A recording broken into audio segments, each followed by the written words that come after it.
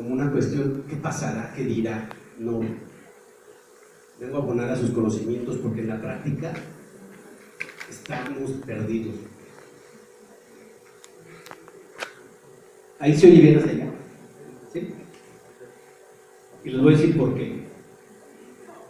Todo resultó, el estar yo aquí resultó de un asunto que tengo en un juzgado, en el juzgado en el que trabajo, en donde están interviniendo niños. Conozco a ciertas personalidades de ahí del DIF y veo que no actúan en perjuicio del menor y de una persona con discapacidad. Sin embargo, los dan un poquito de teoría, también se las voy a hacer muy práctica. No me interesan los conceptos. Les voy a dar también una forma de hacer una demanda muy simple, cubriendo los requisitos. Entonces, espero y me pregunten, porque si no, yo sí les voy a preguntar. ¿Ok?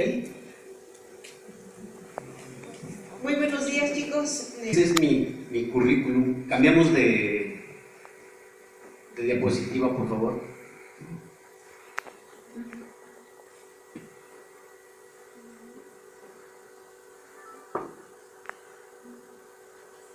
Otra, ya cambiamos de viaje.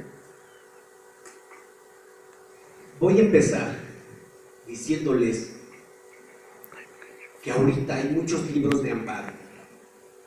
Desde mi punto de vista, ninguno ad hoc a las necesidades de la materia. ¿Por qué? Porque ha cambiado la historia. El amparo, partiendo de que es quien controla y quien revisa y quien analiza los derechos humanos y además los protege, se cambió a un mundo de infinito. Tan es así que los derechos humanos, por ejemplo, ahorita no podemos saber amparo, no podemos saber procesal, no podemos saber penal, si no conocemos los derechos humanos de la persona que estemos defendiendo. Por ejemplo, no podemos entender o ir a analizar a una persona que esté privada de su libertad si no sabemos cuáles son los derechos que tiene como delincuente, como víctima, dentro y fuera del penal. Jurídicamente hablando, tiene muchos derechos humanos, pero también dentro del penal tiene derechos humanos que se le deben respetar, como cuáles: atención médica, comida, alimento, vestido, lugar aseado, etcétera, etcétera, etcétera. Pero si no conocemos eso, ¿cómo podemos nosotros ventilar algo que nos cuesta trabajo y además ni siquiera lo sabemos?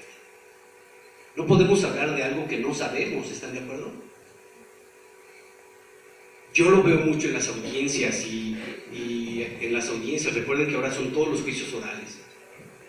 La verdad no saben ni hablar.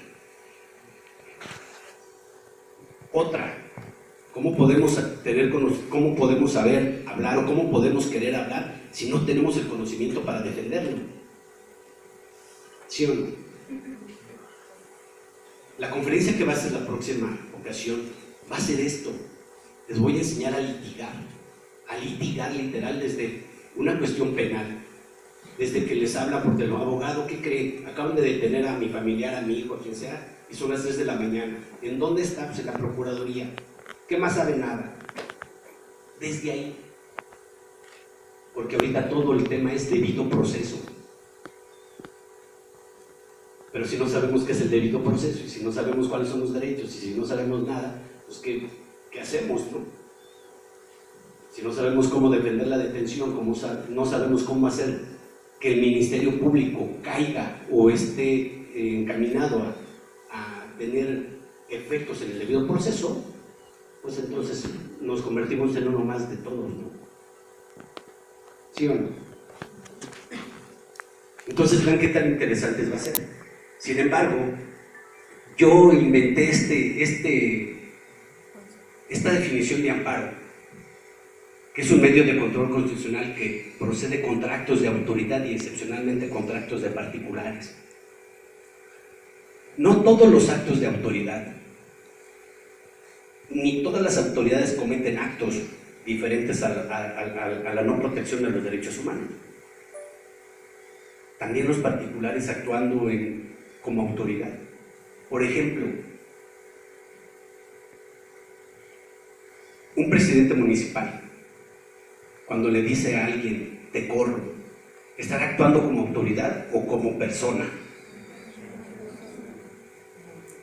¿Tiene facultades para correr?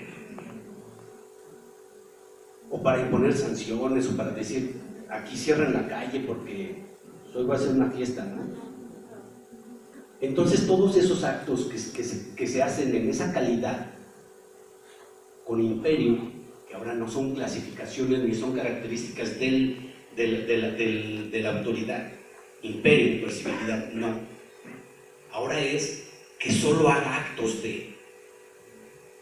que lesione a otro, ¿sí? De ahí que les decía, tenemos que entender qué es interés jurídico, qué es interés legítimo, qué es interés colectivo, porque si no tampoco podemos entablar una relación para ir a una demanda, a hacer una demanda. Entonces, por vía de acción a través de un procedimiento contencioso, ¿por qué en el amparo? ¿Por qué ahora se maneja como una cuestión contenciosa? Porque hay litis, hay partes, hay quien se defiende y quien ataca y quien defiende. Pero también si no sabemos quiénes son esas partes, pues entonces ¿cómo podemos decir? Es que yo tengo el carácter de tercero interesado. Antes, recuerden, era tercero perjudicado. Ahora ya no. Las cosas han cambiado.